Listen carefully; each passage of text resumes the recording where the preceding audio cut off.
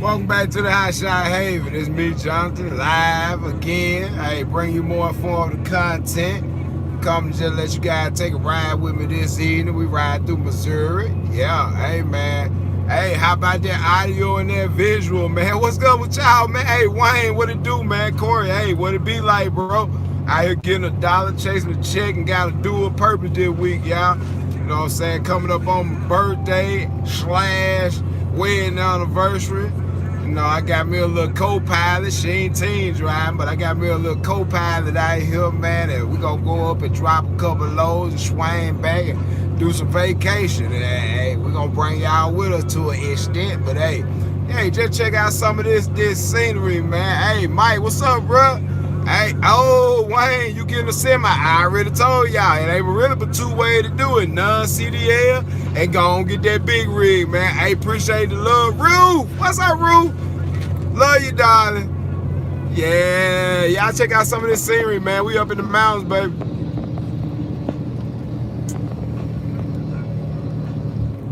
Nice sunset, man. Hey, y'all hit me up with some of this content provoking questions y'all be having, man. Y'all be having some good questions, good comments and everything. Love to see it. Hey, man, I'm trying to, bro, and you know it really ain't much trying to do. Either you gonna do it or you not, bro. So we out here getting it, bro. But at the same time, man, I had a lot of comments after the last couple of videos, man. Really good questions. And you know, if you got any for me right now, we gonna crank it up like that, man. There's some Q&A going on while y'all catch some of this scenery. Hey, let me know in the comments how is the. Hey, man, appreciate that, Wayne. Hey, Roof. Hey, you my favorite hazardous material tanker hauler, Roof. Hey, watch your video, good advice, trying to maybe get started in the biz, man. Hey, right now, like I say, man, it's good a time as any, man. Just evaluate your finances and your current situation and have you some put up money, man. And if that's what you're gonna do, you know you're gonna try your hardest, man. Run at that shit. I ain't discouraging nobody, man. If you a hustler, you'll do it. If you ain't a hustler, you gonna sit on the sideline and watch everybody else fly by. But at the same time, man, hey, yeah, if you willing to work hard, hustle, and really put some time into this, hey, you can get rich. And it is what it is. They can say what they want to say. You can get fucking rich. But let me thumbs up, thumbs down on that audio, man. How we coming in? How hard was my first days of business as a hotshot trucker? Hey, that's a good question. How hard was the first year of business? With really the first 3 months, I say my first year was like all in all, it was the shit. My first year was the shit. But I would tell y'all this, them first 3 months, boy, it was some stumbling and bumbling and figuring and learning how to do everything yourself, realizing you had bullshit ass dispatcher that really didn't give a fuck if you moved or not, just cause he can make him a couple $100 off you a week along with the other 5 or 6 trucks he got. You know, we had a lot of that going on, sitting around, me and my partner at the house in a very heavily populated area of America. It was in Texas. And we were down there, we would sit 2-3 days waiting on the load, man. Partially because we were new, the insurance was new. People didn't want to just deal with it. But at the same time, hey, nah, that wasn't you, Roof. Nah, that wasn't you. You know who that was, Roof. That wasn't you. But at the same time, you came in and brought some daylight to the darkness. But at the same time, like I said, learned a lot.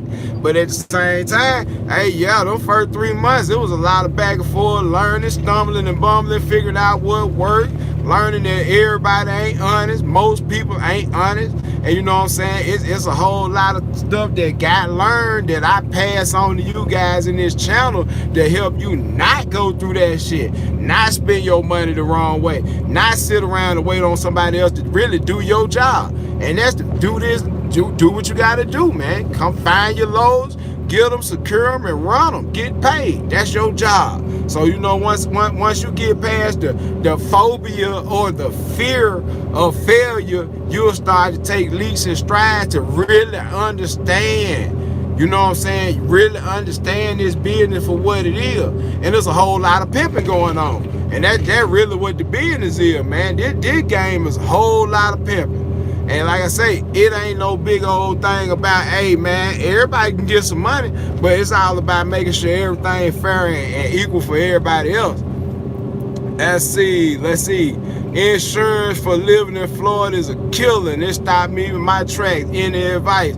Hey man, move your business. If you change location and get you another location in another state, move your business, move your LLC to a more advantageous state.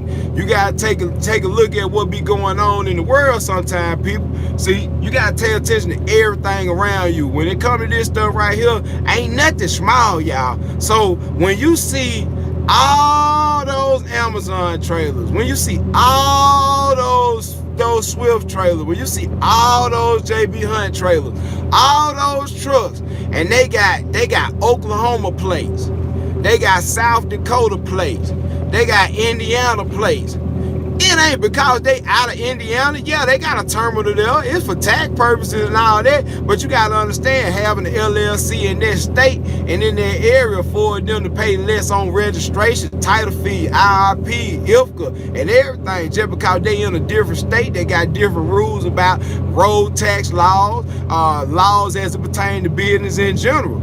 You can move your business straight out there to Denver, Colorado somewhere and go in the boondock and damn near pay zero taxes if you hire 25 people. So, you know, with stuff like that, you got to think at it from a big, large business perspective. This stuff ain't small, and we don't think small over here at Northern Enterprise. It's all about doing what you see people that are successful, i.e. mega carriers, doing. Find out the flaws in the system and scale it back to fit you. You know what I'm saying? Hey, and that's what it is. That's why I don't run on 16 to 24% profit like a mega carrier. That's why I run at 36 to 46% profit like I'm supposed to. You know what I'm saying? Because I can't do the thousands and thousands of move in volume. That means I got to get more for my move and spend less while I'm moving. See, this what people fail to understand. This shit is about overhead, hey, debt management, hey, and high volume. I do high volume. So you ain't got to make no $1 million every time you move something. You ain't got to move 15,000 pounds, 20,000 pounds just to get $1 or two. Hell, I got 1,500 pounds on this trailer right now and got $1.10 on it. Finna pick up in the morning about probably about 60 miles from where I'm at now. And it's 1/3 of the trip of where I'm going. Put that on there. I'm going to be a little bit over 260.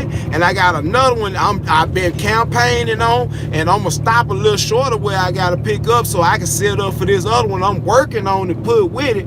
And believe me, y'all, I'm gonna go where I'm going, and I ain't gonna even have 4,500 pounds on the deck, and I'm gonna be over $3 a mile. Y'all watch this shit now. I'm gonna show you this shit happen again and again and again and again, to the point where this ain't no fluke shit. I do this shit every single day, and we multiply this shit by 5 every single day, whether all the truck running, some of the truck running, cause get what, I'm dispatched for another company anyway at the same time, so all this shit multiply. So it's to the point where if I could do this stuff times all these trucks, what make you think if you put your mind to it and sit down, you know what I'm saying, if you sit down and just apply yourself, you can't do it for one truck being yourself. And that's real. That's why I said can't nobody hustle this shit like you. If I didn't sit down and learn what not to do and spend my money, I wouldn't even made a channel.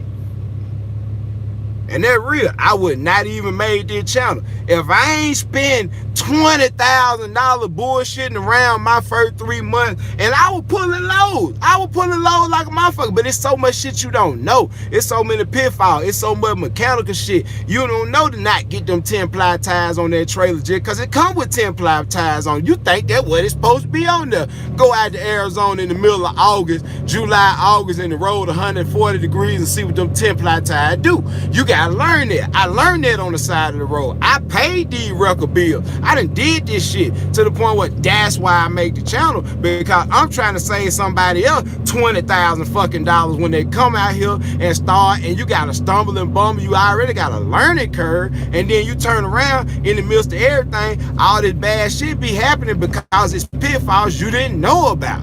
You You know what I'm saying? Taking loads in adverse places where you might not have cell phone signal for 4.5 hours. Yeah, third week out, I was somewhere like that. It made me go buy a CB and never look back. But at the same time, it's little stuff like that I bring to y'all. The reason I tell y'all what I'm telling y'all, because I gross what I gross, and I'm trying to help y'all do the same. You know what I'm saying? Get in the area where you can actually take home, fuck what you made, take home 6 figures every year and do something productive with it. Why these folks talking about what they rent and what they lease? Own something. Have some of your own. Own some shit. So when they ask you how many trucks you got in your fleet and you say 5, and the next question is how many you own, how many leased, how many, you need to have a proper amount so you can be an asset carrier. Because one thing about it, they know if you default, they at least got 2 months of running before your shit get took. If you got some shit on lease or rent, the month you default, get what, they'll be there 2 days later. They'll get their damn truck. And you can believe that.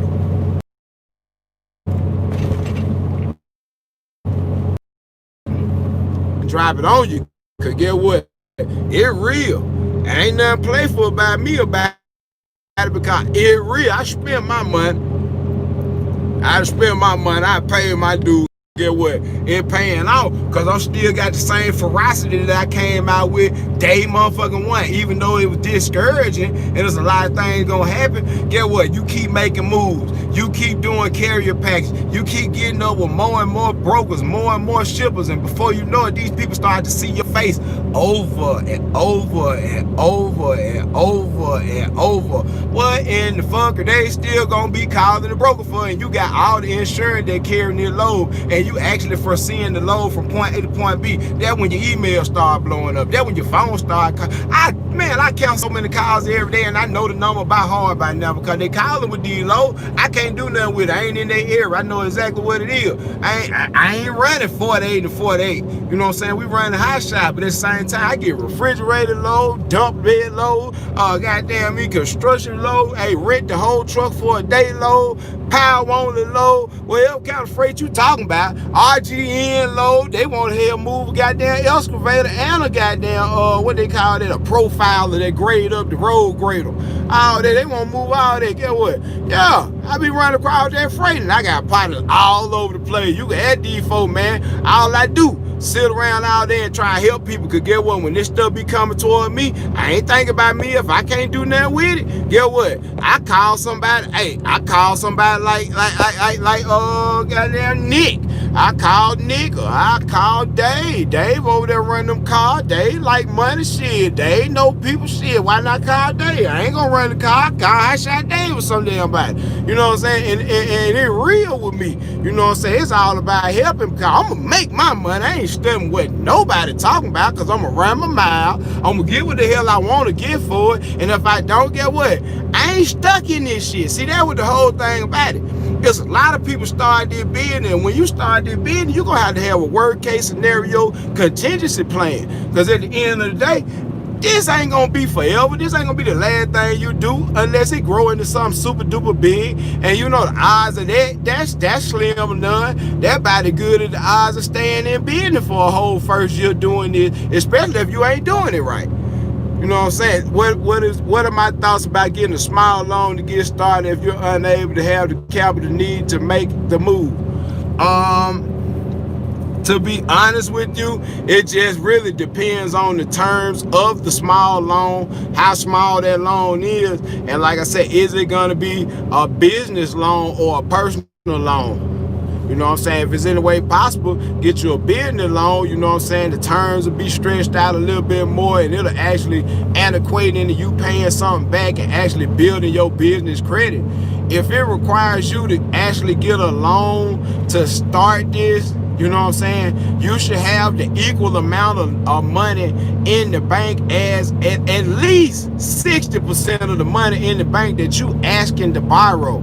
If you don't have that, floating on top of that credit and going back and stacking more credit on, gonna be a hole that you will never get out of. So, you know what I'm saying? To get a loan to start this off and do it, you know what I'm saying? that ain't the business. If you get a loan to start this off and do it, you ought to be almost, if not completely, able to do it without the bank.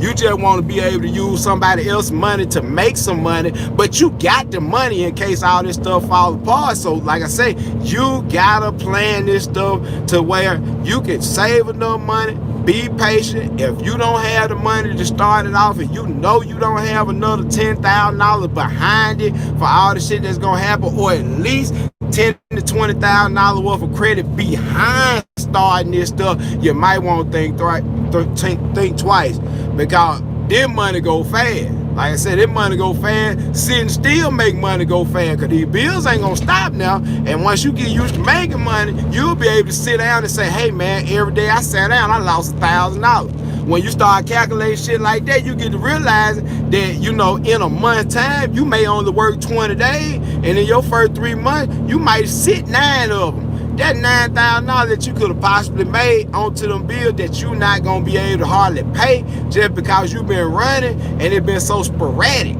That's why I said the sporadicness of the running, you ain't being able to link these weeks together like they should be and create a successful month is gonna be the biggest problem in your first 3 months, just due to the fact that the inconsistency of the carriers to use you. The brokers don't want to use you because a lot of the people are agents for companies that have 90 days. Some people say 6 months. And people like, I want to say Masson, they want a year. You know what I'm saying? And I was able to, you know, now I ain't gonna say finesse, but, you know, talk and negotiate to where I was actually able to pull, you know, a massive load in my first 3 months. And it was, well, now in my first 4 months, after I got past the 90 days, I had a real good conversation with one of their agents, and, you know, he felt confident in my abilities, and he went on fast forward me, you know, on in there, and I didn't have to do it. You know, what's up, my Reek? Just chilling, man. Just talk a little bit about the, you know, first 3 months and what you know, kind of get at the business of what really being done out here and what we can really do to try and keep the profits up. And you know, a lot of times people want to know what it takes. You know what I'm saying? What's a good tip for the first 3 months? And my biggest tip for the first 3 months is have you some money put up, and don't be worried about the load that you can't get. Just keep doing carrier pack, carrier pack, carrier pack, carrier pack. If you call somebody and they tell you, now you can't use it right now because your 9 days up, you please ask them people to kindly send you an email of a carrier pack, and you sit there and do that carrier pack, finish it up, get it back to them, and then allow them to have you in the system, because time gonna keep ticking. 3 months ain't shit, y'all. Man, by the time you look up, it'll be Christmas. So 3 months ain't shit. So like I say, with that being said, you want to put yourself in a position to be in as many databases as possible. So when that green light jump and it's a time sensitive moment where you calling, trying to beat somebody to getting a load, you know what I'm saying, you don't have any paperwork to do. They'll simply say, hey man, we see you in the system, your insurance is up to date, we got everything, we gonna email you a rate con over in about 2 minutes, look for it. Instead of that other guy that's on the phone like, hey, I want this load, and they're like, okay, you know, what's your MC number? They look in there, oh, you're not in our system, we're gonna have to set you up. And if you do this, you know that there's a lot of people that lose loads while the broker waiting on paperwork, because after about 30 minutes of waiting on that paperwork, they gonna think you bullshit. The next person come in and call in and say, hey, I can do it. Hey, I can do it. They gonna let them do it. And when you get your paperwork back in, mysteriously the customer will have been canceled. And, oh, they're not moving it today. They won't be moving it till next Friday, man. A likely story, but that load gone. Don't worry about it. You might even see it on the highway while you driving to your next destination on the back of somebody else's truck. You be like, that look like what I was going to get. It is. It is. Don't worry about it. It is. Okay, on that liability commercial insurance, my bro asked, what you need, that million or that 750,000? Yeah, we screaming the million, doc. Now you could get on with 750,000, but that's only gonna get you past the FMCSA. When you get to talking about the companies in general, they're gonna want to see $1 million. So don't even waste your time getting to 750,000, because you're not gonna get any loads with that little insurance on liability, and they're gonna want at least $100,000 on cargo insurance. So if you give Yeah, $100,000, Marie, on the cargo. You know what I'm saying? You could get, they got policies for less, but at the same time, like I said, these brokers gonna want you to meet all these criteria before they put their material on your truck. So you're gonna need $1 million and $100,000. Yeah. Hey, this is good questions and stuff, yo. Hey, man, hey, keep them coming, man. Drop them comments in there. Some y'all want to know about. Hey, we just riding with the Haven, man. Y'all chilling with me this evening. Yes, sir. Y'all chilling with me, man. We gonna look at this. We gonna look at this beautiful sunset out here. And just, hey, we just gonna chop it up, man. Rider to rider, driver to driver. You know what I'm saying? Hey, it's all love with me, man. Anything y'all want to know, drop it down in there.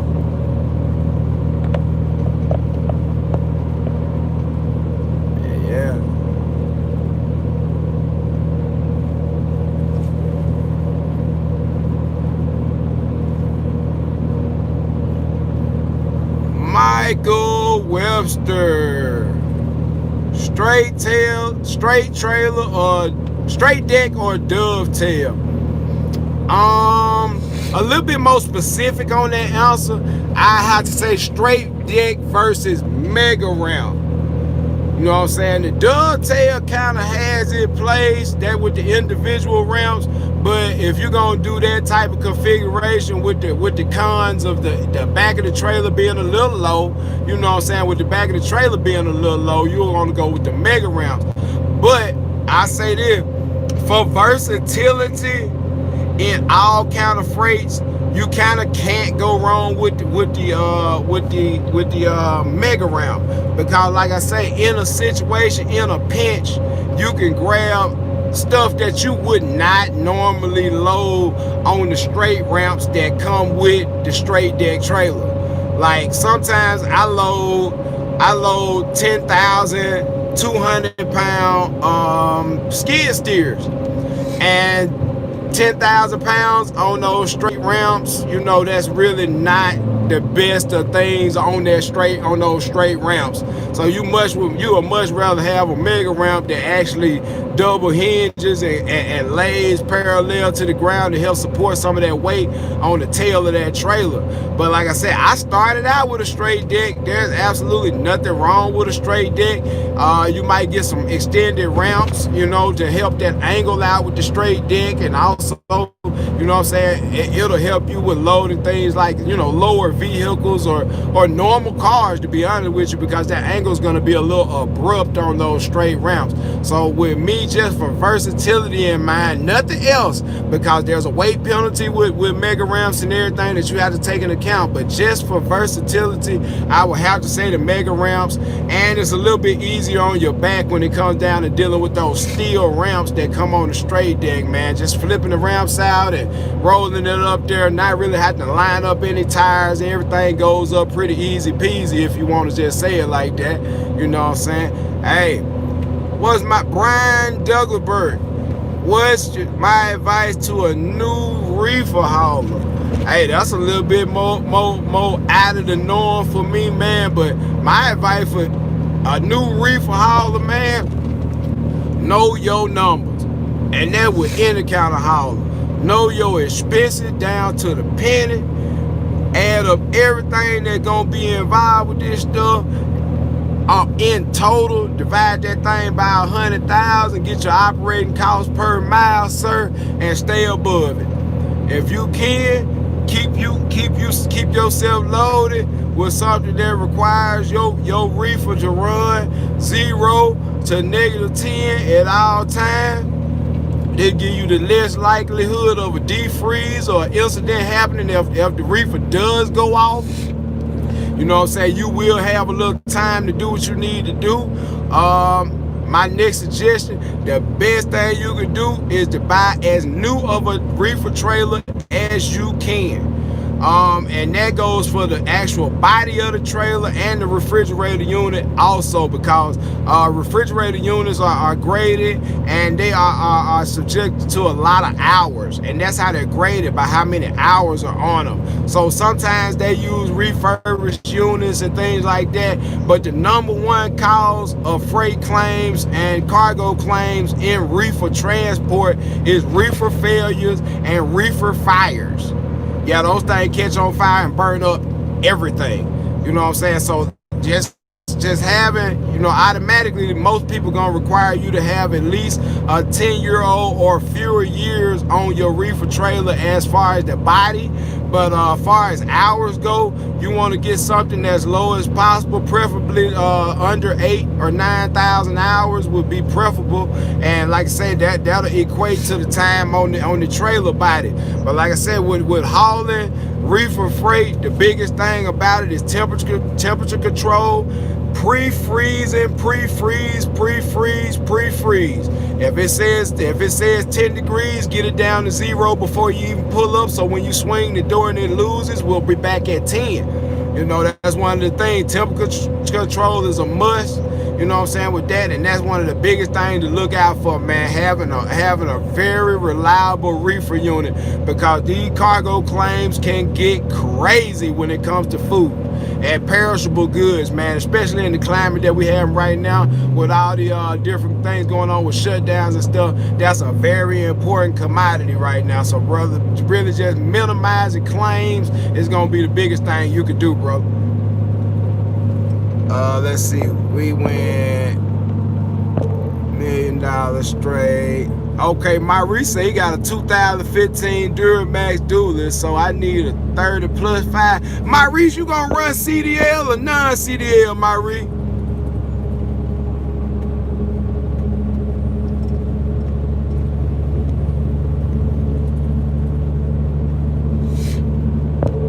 Maurice, you run a CDL or you gonna run non-CDL with that Duramax, baby?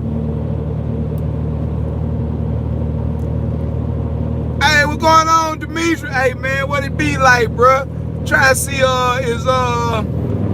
in my he said, I just learned about the gross vehicle weight rating and curb weight different. You gonna run non-CDL. Okay, if you gonna run that dually, I'm thinking that GVRW on that Duramax probably be what 13.5, 13.7, brother. Something like that. I just say 14 just to be 100 about it.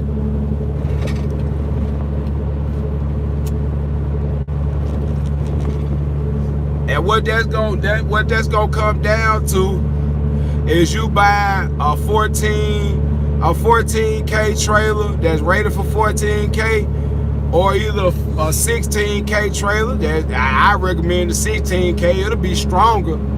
Okay, 13,024 pounds. That's an interesting number, Marie. 13,024 pounds? Okay, 13,024 pounds. What you would do if you're gonna buy a brand new trailer or not, you're gonna shoot for the 14 or either 16,000 pound rated trailer, and then you're gonna derate that trailer straight from the factory, get them to make you a new VIN tag and make it equal 13,025 plus whatever you're gonna get the trailer rated. It need to be 26,000 pound even, 26,000, and then you'll be good with that Duramax to run non-CDL. And like I said, with the weight on that, man, I'm gonna be honest with you, I don't really advocate for big techs, but in a non-CDL atmosphere, and you not really finna put no crazy weight on there, those trailer flex, man. I don't care what nobody say. You can see it going down the highway, but for the amount of weight we gonna roll with that non-CDL, it's kind of negligible, and you can get away with it. The flex ain't gonna be terrible,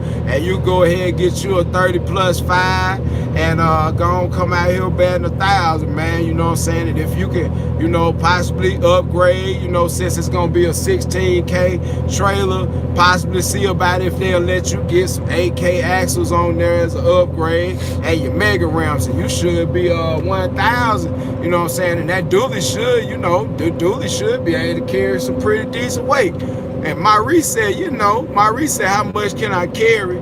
Now, I'm gonna say this. That Duramax that we got, it's a 19 with that Diamond C30 plus 5. That shit a little heavy, man. I ain't gonna even lie, that shit's a little heavy. And I feel like they lied. They played us a little bit, Cause, you know, Diamond C screaming how lightweight it is. We got it on 2500 Duramax, you know what I'm saying? We thinking everything cool. And bruh still was over 16,000 pounds from the beginning. We had to do some stuff to get some of that weight off that truck, bruh. You know what I'm saying? So with that dually, with that being said, man, that dually gonna be a little bit heavier. You know, that's why I said you might want to go with a big tick, cause that's a very, you know what I'm saying, very light duty trailer in comparison to a lot of other trailers, you know what I'm saying? So that might help you out with the trailer being light. And then, you know, I also suggest maybe that 36-foot PJ single tandem with the mega ramps. It's a light trailer too, but you're gonna want to try and go as light as you can, as strong as you can with the trailer, because you probably gonna be limited to about 8,500 pounds, to be honest with you, or 9,000. I know you ain't gonna be able to get the 10 on there and not be legal. You know what I'm saying? Like I said, you ain't gonna be legal.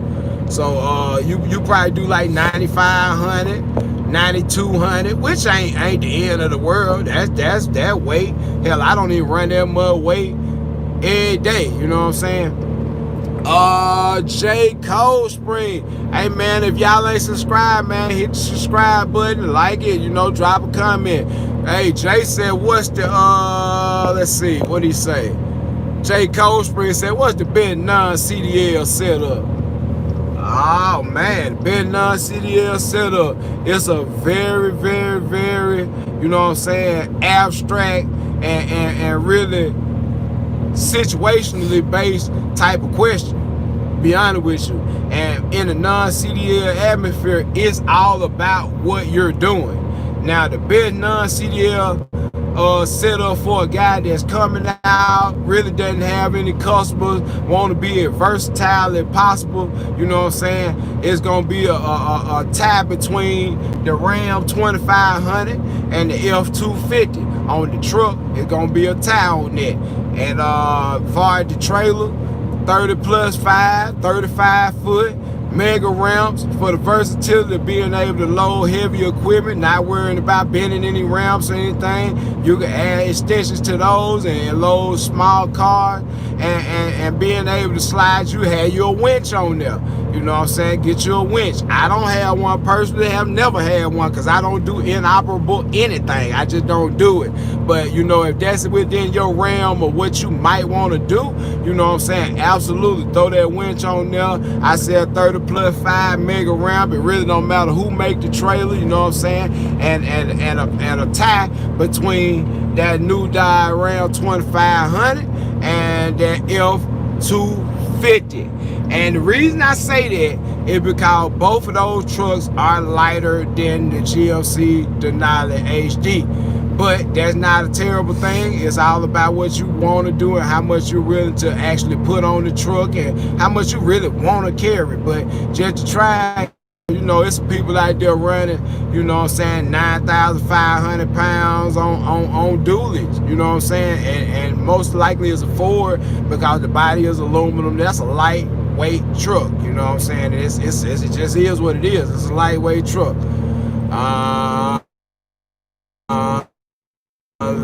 Let's see. I self-dispatch, and we work for the rest of these trucks, and anybody worthy of me putting in the time.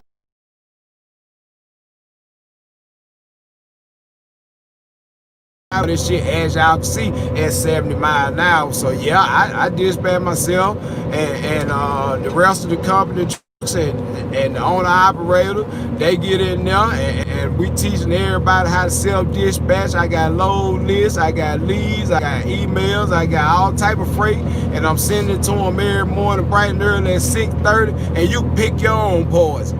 And yeah, what, you want me to talk to them, I talk to them. But part of what I'm doing around here, training people to be independent to the point where everybody their own boss already. But when you get ready to break out and do your own company, boy, you gonna have the blueprint. So I had 8 companies with all these people around me, 8 companies bumping heads and bumping loads and bumping docks and bumping trailers. Cause get what? That's what it is, man. That's what it is. You think small, you gonna always be small. And y'all know I ain't thinking small. We hustling out here. There's some real shit going on. So like I said, veteran, What are your thoughts on running a step with a cab, with a cab and chassis? I'm non-CDL, but wanting to upgrade. But at the end of the day, weight don't pay. Hey, I've been telling folks that all the time. It ain't about the weight. It's about what it is, where it going, how much it worth, hey, how bad they want it.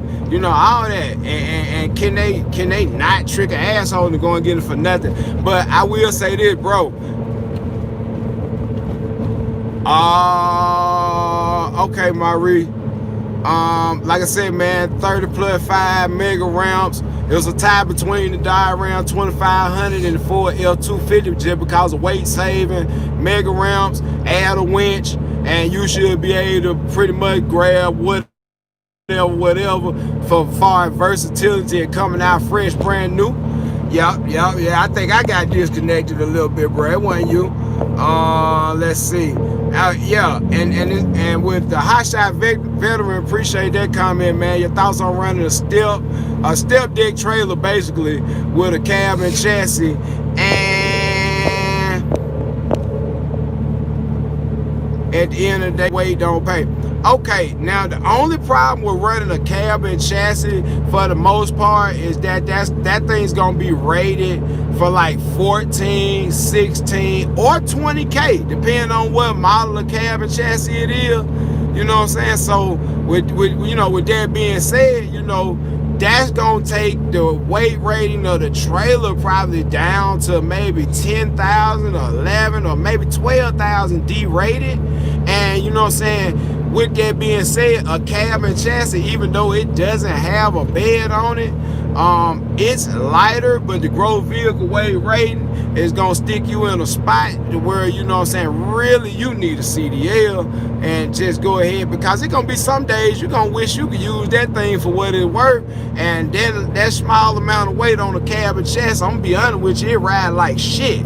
Because you probably got L450 or 4500 leaf spring with the overload, the triple overload on the back that run like hell when it ain't no weight on it, man. So, you know what I'm saying? I mean, upgrade to a cab and chassis, I mean, that's cool. Just make sure if you gonna do non-CDL, all your numbers add up on your gross vehicle weight rating to be 26,000 even or less. And shit, go for it. If weight is not your concern, hey man, roll it, bro.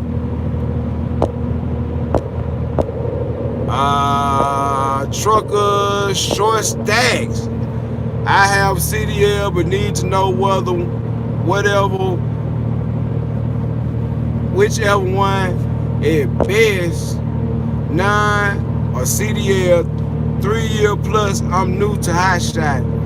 I mean, brother, to be honest with you, trucker short stacks, man, I got a philosophy. I'm gonna have to stick with it because, you know, all this stuff is about $1, and you know it's the percentage of profit that's earned that's able to be kept after everything. And in that aspect, cost versus profit percentage and everything, I gotta go with the non-CDL Hotshot. And this is from experience. I don't run a non-CDL Hotshot, but we got them in the fleet. We know what these trucks do. And you know what I'm saying, per capita, per volume, per week, per weight, you know what I'm saying, there are some incidents where carrying heavy stuff can really pay off. But to be honest with you, you'll do better to stack light stuff together for what some people would call a little or nothing. But you got to get your dispatching together with all this stuff going in the same direction, and you can stack these load, compound these miles, and use the same fuel. Cause like right now, I am about 3.5 hours from Newton, Kansas.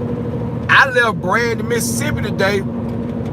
I put $125 worth of diesel in this truck, and my auxiliary tank still ain't topped off as empty yet. I still got a full tank of gas reading on the inside of the.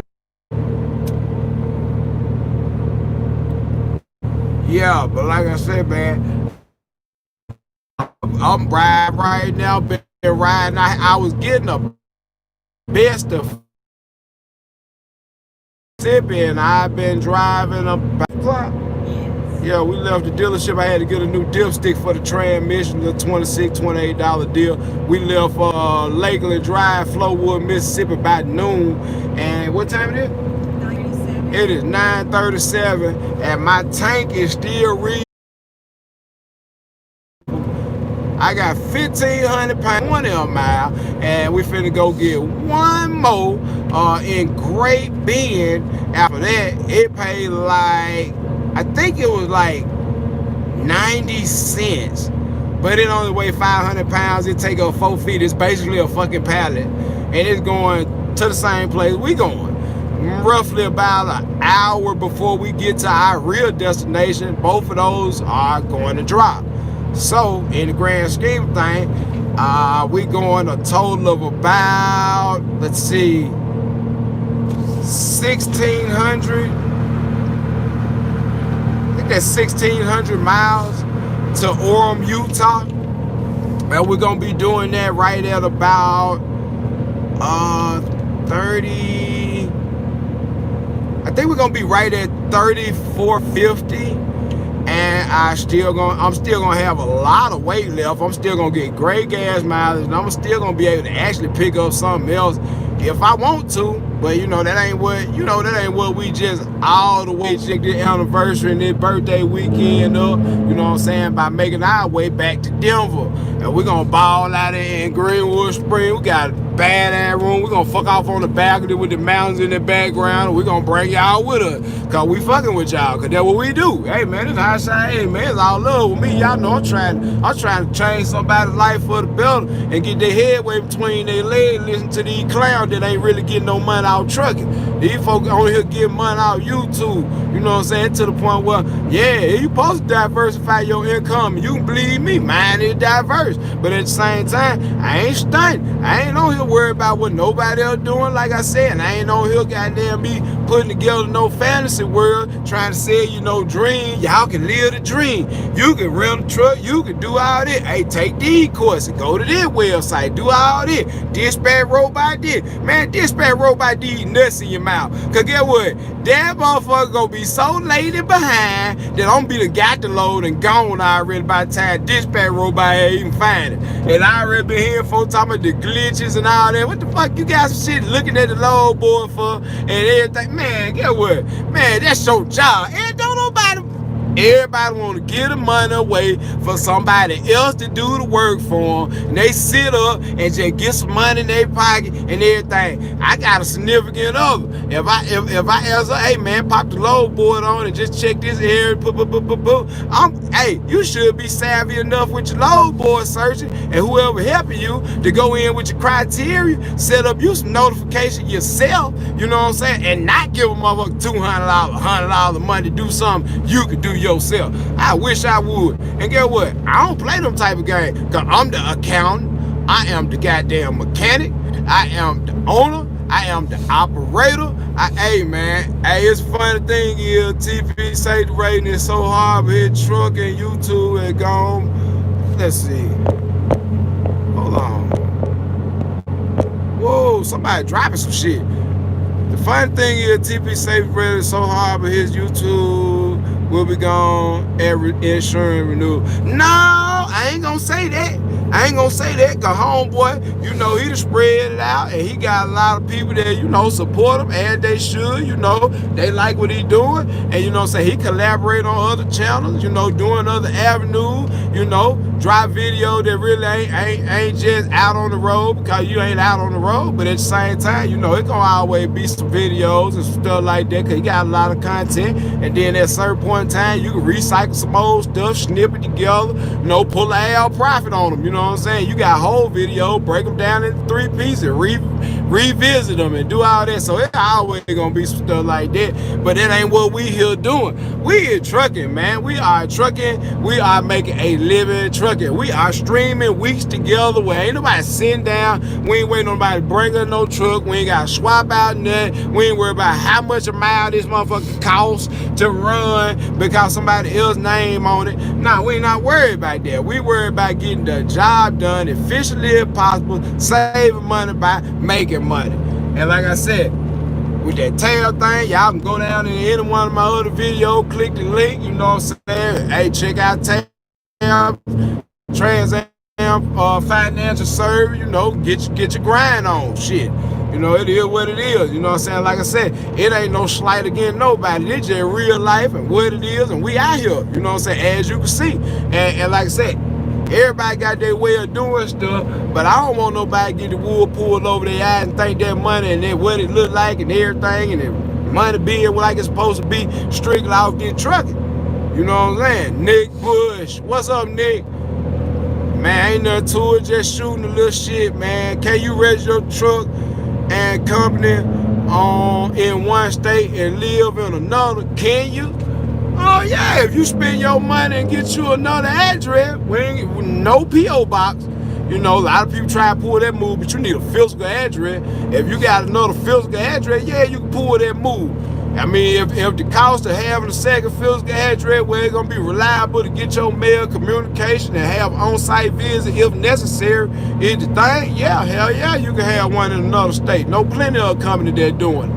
But at the same time, like I said, you gotta actually have that thing looking right on paper and everything coincides. So if anything come up, you know, you got a paper trail, you got a physical address, everything working. So, you know, like I said, yeah, when you do your unified carrier registration and everything, yeah, drop it on that address. But hell yeah, you can do it. You just gotta spend some money, man. That's all it is. Yeah, sure can. Maurice said he got a 07 Ford F350 long bed single axle.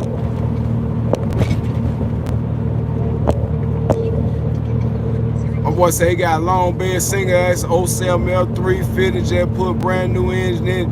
You think I should try it out at first or go with the 15 dually?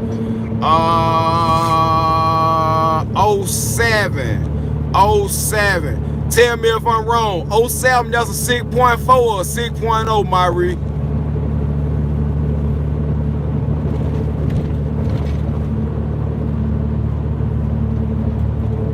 That was a 6.0 or a 6.4, Marie. I think the Hotshot veteran said that might be a 6.0. All right, 6.0, 6.0, 6.0. Okay, whenever you put it, I worked for Ford for a lot of years. People rag on the 6.0. 6.0 really ain't a bad motor, to be honest with you, but there's some weak points that must be addressed in that 6.0 before you try and do any of this, bro. You got, as my region, hey, bulletproof 6.0, bro. If it got head studs in it, you know, hey, heavy duty oil cooler, heavy duty up pipes on it going to the turbo. Get rid of that ball bearing turbo and come back with your journal turbo, mission motor radiator, coolant bypass filter, oil bypass filter, and a real steady supply of clean fucking oil, man, for them Huey injectors. That's a badass engine. I ain't even bullshit. But at the same time, without those preliminary steps being taken, I would not chance my business livelihood on a 6.0 or a 6.4. 6.4 is even worse because it ain't serviceable. Once you wreck a 6.4, it's just a new engine, man. Most 6.4 got the history of 3.4 engines in the first 120,000 miles. They were doing it like that, man. You know, it just was a terrible engine made by Navistar, and we gonna go past that. And that shit broke the faith in a lot of people in a Ford. But as far as the pulling power, the versatility, the hard running characteristics of a 6.0 bulletproof with head studs in it, man, and you put that business into that motor, brother, I promise you, them motors will last 400,000, 500,000, 600,000 miles for real. But you gotta put the work in them. That Duramax, I would come out with that 15 Duramax, you know what I'm saying, and just be looking out for, you know, any telltale signs of anything going on with the injectors or turbo or anything. But 15 Duramax is a pretty reliable engine, and it's not hard to work on. You can take inner fender liners out on those and get to pretty much what you need to get to. You know, you may even have to take the doghouse off to get to it, but you can get to it. That Ford, you're gonna have to pull the cab. It's just simple as that. I worked there a long time, man, and I did that job, and we made more money than what we supposed to make on that job a whole lot of times, because it just is what it is. When you put that cab in the air, it just is what the fuck it is, bro. You know what I'm saying? And hey, that's what it is. Let's see what else we got. Yeah, I'd be kind of. Oh, Joe Brings, my bad, yo. Joe Brings. He said, lease on or own authority for a newbie. It depends on the person, doc. How much research you have done going into this will really make that decision. If you sat down and figured everything out, and that's gonna be tough to do, but if you sat down from the point to where you getting equipment, to acquiring customers, to how you gonna get the load there, to insurance, to dropping it off, all the way down to getting money in your pocket at the end of the day, if you can research and put together everything in that chain to go from sitting at the house to in your truck, negotiating the load, going to pick it up, running it, everything that go with running it, dropping it off, and finally getting the money in your pocket. If you can put all of those things together, I would say go get your own authority. If you're not ready to be as in depth as you need to be on the office side of things with this, I suggest you lease on and let somebody else worry about chasing this money down and dealing with these different brokers, and like I said, with different things like that. What's the oldest year of miles would you pay for a used diesel truck? Oh man, it's all relative, bro, with that used diesel truck, because it really depends on, you know what I'm saying, what it is. You know what I'm saying? A lot of trucks hold their value a little bit differently than other trucks, you know what I'm saying? Like I said, it's really one of them things where like, let's just say you got guys, you know what I'm saying, that are buying, you know what I'm saying, like I did, a 2006 Dodge Ram 2500 with a 5.9 and a 6-speed M56. You know what I'm saying? I paid $14,000 for that truck. You know what I'm saying? That was the asking price on it. And I came right behind it and bought a little bitty 28-foot PJ straight deck trailer, 28 feet, and shit, it was on the consignment lot at Nationwide, so it wasn't even full price. Me and my partner had got together. I got the truck, he got the trailer, and hell, we were probably right at 20 grand in the whole damn deal right there, besides, you know, all the tarps and equipment and everything like that. So, you know, but all that being said, it was based on the fact that I'm a certified mechanic, you know what I'm saying? And this is not something that you would like to undertake, getting an older vehicle, you know what I'm saying, if you're not, you know what I'm saying, inclined to work on this, because it's gonna be some stuff come up just simply because of age. So, you know what I'm saying, really the oldest year, you know what I'm saying, it really depends on how mechanically inclined you are, or either how willing you are to spend money keeping this thing going. As far as mileage, I wouldn't go over 175,000 miles on a Dodge. I wouldn't go over 140,000 miles on a Ford.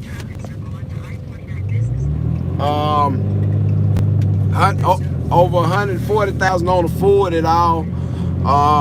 Duramax, about the same, man, because like I said, with the durability of a V8 engine, it's really a question, because like say a V8 engine is inherently less durable than a straight 6 engine, simply because of the side loading that occurs inside of the block, with the pistons resting at a 45-degree angle like that.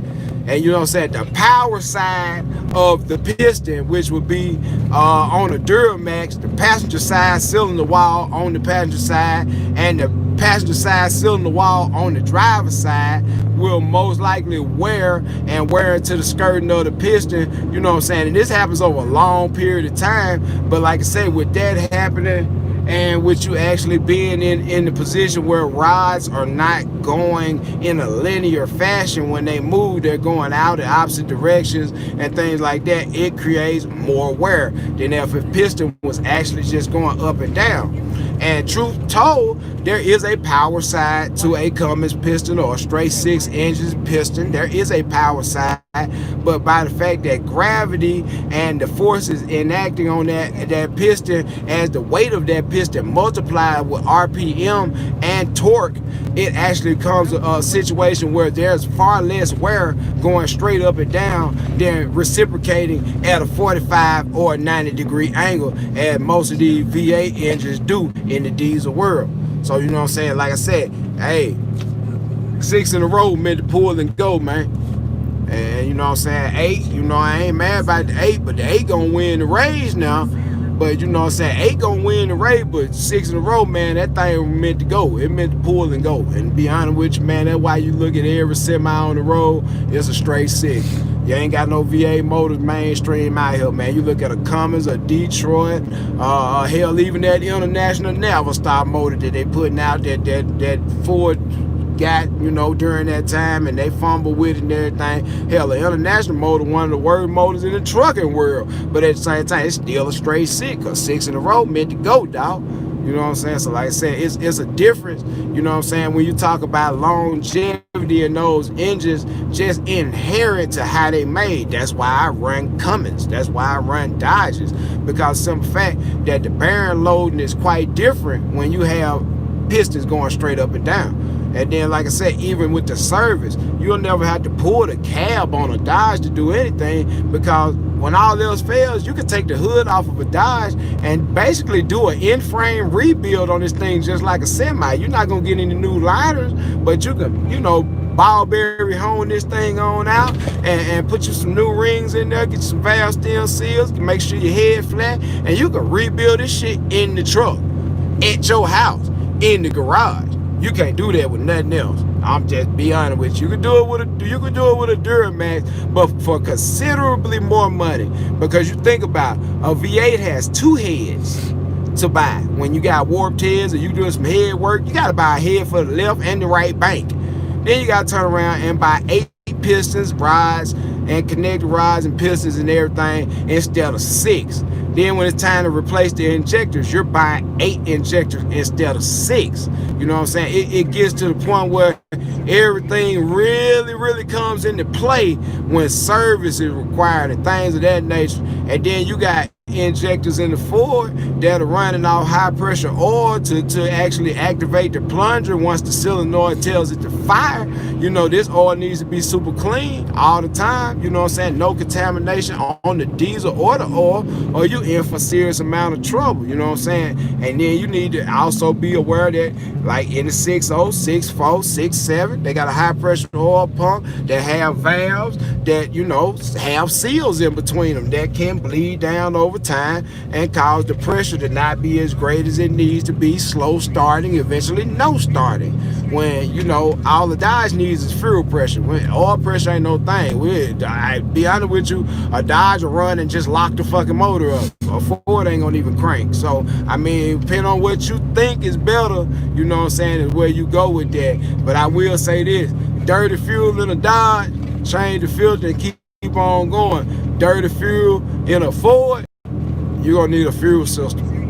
Water in the fuel in the Ford, just about any diesel, you're gonna need a fuel system. But to be honest with you, them fuel injectors just a little bit more sensitive to variations and cleanliness and oil and everything. And on another note, with the Ford, when you get your oil change, you know what I'm saying, hopefully you're going to a Ford certified place, but that top tank, that top in between the valley of the engine where that high pressure oil pump rests in the middle of that engine, have somebody vacuum that oil out of there.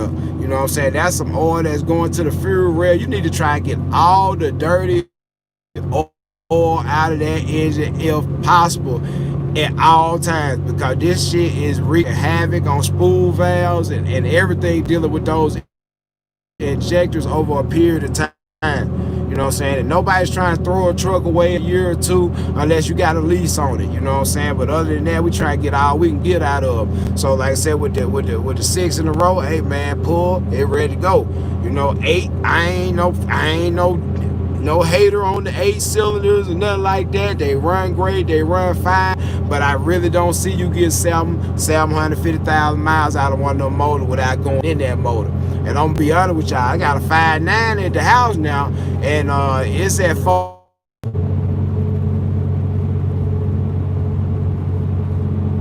Yep. Hey, it getting a little dodgy out here on that signal, y'all. Hey, I'm back, but at the same time, like I said, 2 minutes to 2 minutes to 10 o'clock. Okay. Yeah. I just got a prompt that it's about 2 minutes to 10. I got me a little alarm set on this thing, so you know, like I said, I'm gonna pull in and we're gonna get ready to take a siesta, y'all. But at the same time, I just wanted to come in and talk to you guys, man, and just see where everybody was at, and just, you know, holler at y'all and answer some questions, you know. Hey, it is what it is. You know, I hope this was informative.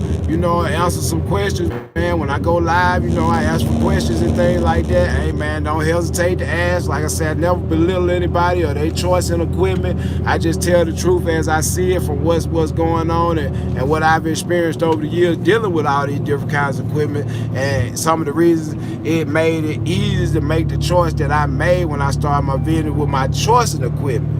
So, yeah, man, like I said, man, y'all keep the wheel turned the right side down. We gonna holler at y'all, man. And, hey, I appreciate y'all riding with me, man. I know it's dark out here. We getting on up through there, boy.